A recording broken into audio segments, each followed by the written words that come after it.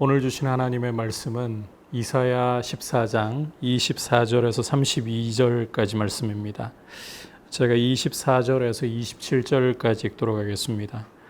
만군의 여호와께서 맹세하여 이르시되 내가 생각한 것이 반드시 되며 내가 경영한 것을 반드시 이루리라. 내가 아수르를 나의 땅에서 파하며 나의 산에서 그것을 짓밟으리니 그때에 그의 멍에가 이스라엘에게서 떠나고 그의 짐이 그들의 어깨에서 벗어질 것이라. 이것이 온 세계를 향하여 정한 경영이며 이것이 열방을 향하여 편손이라 하셨나니 만군의 여호와께서 경영하셨은즉 누가 능히 그것을 패하며 그의 손을 펴셨은즉 누가 능히 그것을 돌이키랴. 아멘. 오늘 함께 읽은 이 이사야 14장 24절에서부터 32절까지의 말씀은 하나님께서 아수르와 블레셋 사람들을 심판하시겠다라는 내용을 보여주고 있습니다. 바로 이 앞의 문맥에서 하나님께서는 바벨론 왕의 교만을 심판하셔서 이 수올의 바닥까지 떨어지도록, 그래서 이 바벨론 왕이 생전에는 힘을 가지고 열국을 짓밟고 자기의 것으로 마음대로 삼을 정도로 그렇게 승승장구했으나 그 승승장구함이 하늘 높은 줄 모르고 하나님의 자리까지 자신을 높이리라고 하다가 그야말로 수올의 맨 밑바닥에서 구더기가 그 아래 깔리고 지렁이가 그를 덮는, 심지어 무덤에 안장조차 되지 않는 이런 수치로 전락하는 말씀을, 심판의 말씀을 보여주었습니다.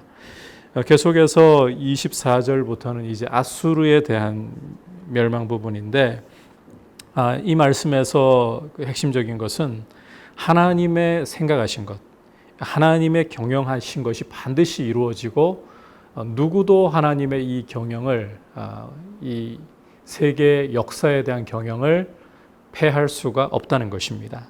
그렇다면 그 하나님의 계획하심, 그 경영하심이 무엇이냐?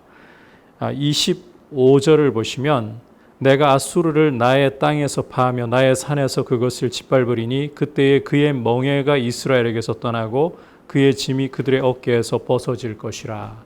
하나님께서 아수르를 철저하게 심판하시고 파하실 것이고, 반면에 이 아수르가 이 이스라엘을 멸망시키고 포로로 끌고 갔었는데 그 멍에를 벗겨서 이스라엘을 회복시켜 주신다. 이것이 하나님의 경영이고 하나님의 정하신 바라는 것입니다.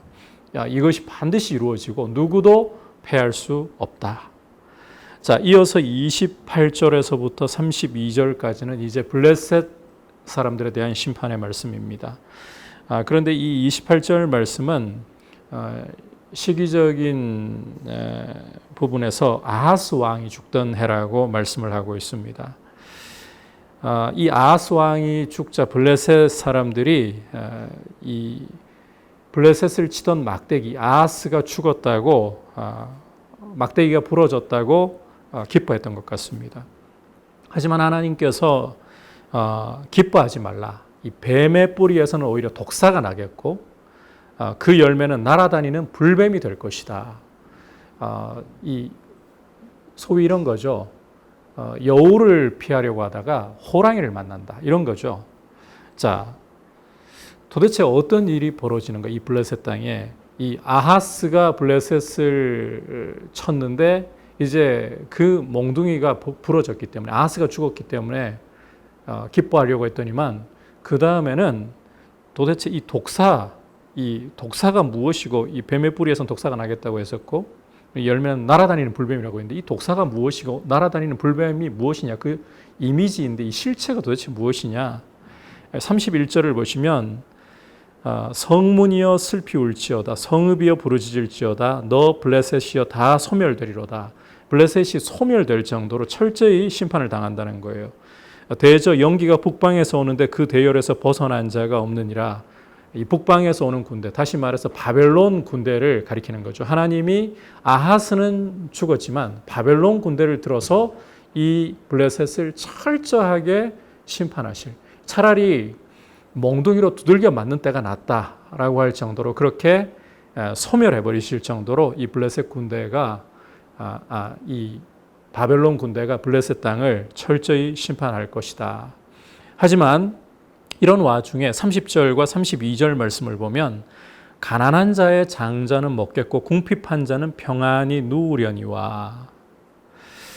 그리고 이 블레셋의 특사들에게 아마도 유다를 찾아온 특사들일 가능성이 높은데 여호와께서 시온을 세우셨으니 그의 백성의 공고한 자들이 그 안에서 피난하리라. 여기 이 30절의 가난한 자의 장자, 궁핍한 자, 이것은 그 시온의 백성 가운데 이렇게 이 새 번역이라든지 공동 번역을 참고해 보시면 하나님 백성 가운데에서 이 가난한 자, 궁핍한 자 이렇게 표현하고 있는 것을 확인할 수가 있습니다. 하나님의 백성들은 이런 블레셋의 심판 가운데서도 오히려 평안을 누리게 되고 오히려 공고한 자들이 시온에서 피난처를 찾을 수 있도록 이렇게 하나님이 돌보신다는 것입니다. 이것이 하나님이 정하신 경영이다. 하나님이 열국을 심판하실 때에 당신의 백성에게는 오히려 그 멍에가 벗겨지고 하나님의 이 평안과 안식과 피난처가 주어지는 이러한 복을 주실 것이다 라고 약속하시는 것을 볼 수가 있습니다. 우리가 이 말씀을 통해서 우선 첫 번째로 좀 생각해 볼 것이 하나님의 경영이, 하나님의 뜻이 결코 누구도 패할 수 없이, 실패할 수 없이 이루어진다. 하나님의 말씀이 반드시 이루어진다는 겁니다. 쉽게 말하자면. 따라서 우리가 인생이 견고하게 흔들림 없이 서나갈 수 있는 길은 이 말씀 위에 우리의 믿음의 뿌리를 받고 그 안에, 말씀 안에 뿌리를 내리는 것입니다.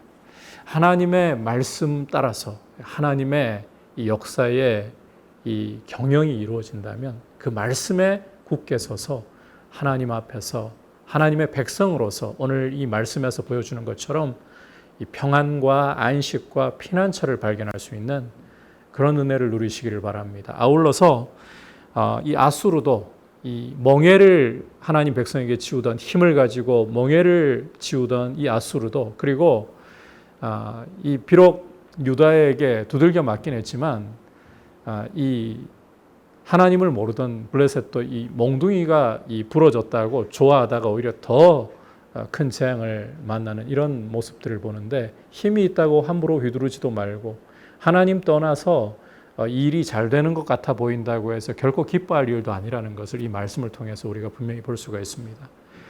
이 시온의 백성이 이스라엘이 하나님의 긍휼하심과 은혜로 이렇게 평안을 누리고 안식을 누리고 피난처를 얻듯이 오직 하나님 은혜 안에서 우리의 안식과 평안과 우리의 피난처를 발견할 수 있기를 주님의 이름으로 축복합니다. 이제 말씀을 생각하면서 함께 기도하기를 원합니다.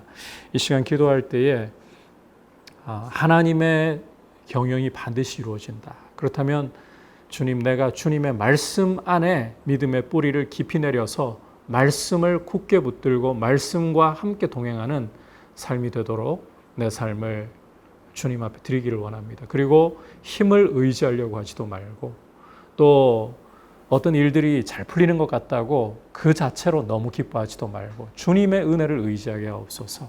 그리고 두 번째로는 이제 다가오고 있는 우리 여름 사역 가운데 하나님 은혜를 베풀어 주셔서 우리 자녀들에게 믿음을 잘 심어줄 수 있는 여름 사역들이 되게 하시고 무엇보다 우리 다음 세대가 우리 한국교회 미래로 서게 하여 주옵소서. 같이 기도하겠습니다.